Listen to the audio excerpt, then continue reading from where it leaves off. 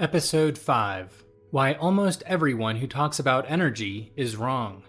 Far too often, the discussion over energy begins with a variety of assumptions that go unchallenged. The first is that energy policy should first and foremost be about environmental impact. The second is that traditional fossil fuels are obviously bad for the environment. This leads to the third, that society must obviously change its energy usage to stop an environmental disaster from happening. These assumptions are so ingrained in the conversation that even opponents of green policies often base their arguments on them. Team Blue may say that we need more taxes and regulations to force a change in energy use. Team Red may argue that only by getting the government out of the way will business innovate its way out of fossil fuels. What everyone seems to agree on is that fossil fuels are a bad thing, and that transitioning to alternatives is a necessary part of a better future. But what if these assumptions are wrong? Should energy concerns be focused primarily on the environment rather than human well-being? As we've noted, the environmental impact of so-called green energy is greater than many believe. But even if this were not the case, would an energy source that is unable to support as many people as fossil fuels, but is less environmentally harmful, necessarily be better for society? Proponents of the energy revolution argue that environmental crises will prevent human thriving. They warn of violent weather and destroyed farmland. Yet this is not what we've seen. In fact, climate deaths have declined over time, despite the media's attempts at rebranding extreme weather events as modern phenomena. Farmland and food supplies have increased. Interestingly, many of the same individuals concerned about global warming and rising sea levels are continuing to buy houses and property on beautiful coasts.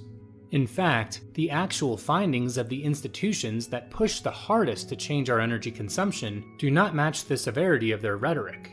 For example, government officials looking to promote alternative energy celebrate the work of Nobel Prize-winning economist William Nordhaus. While Nordhaus will often talk about the need for an energy revolution, his own work tells a different story. A 2018 United Nations report he assisted with outlined a variety of global policies, such as phasing out fossil fuels, needed to limit global warming to 1.5 degrees Celsius. While the headlines lauded the report as clear evidence of the need for a green energy revolution, a careful analysis of Nordhaus's economic model revealed just the opposite. As economist Bob Murphy has noted, Nordhaus's own findings show that the economic costs of achieving the report's policy goals would be greater than the projected damage done by a higher rate of global warming.